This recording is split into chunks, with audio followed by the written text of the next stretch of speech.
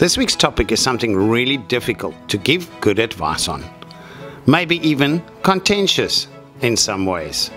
Safely landing big sharks of rocks can be extremely tricky. With this, experience plays a big role. Probably the most valuable advice I can give to start off with is to find a beach closest to where you are, to safely fight the fish towards the beach and then safely land it on the beach. There is just no better options. If you do not have those options, landing a big shark on the rock becomes possible when you've got experience with you.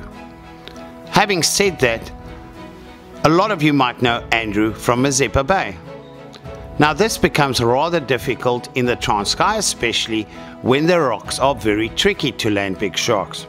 Now someone like Andrew is a great asset, and if you're in the area, the whole of Transkei, give him a call and take him with on your trip. Okay, now let's have a look on how to land big sharks on the rocks. When you're on the rocks, make sure you understand the rocks properly.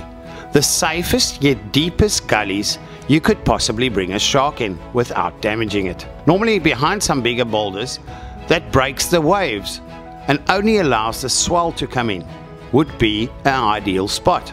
Having enough water for the fish to stay wet and not get too damaged against the rocks.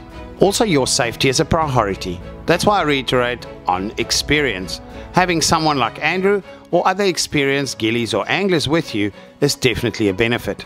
Fight the fish into the gully where there's enough water until it's safely reachable that you can grab the caudal notch or the tail to drag it into a safe spot.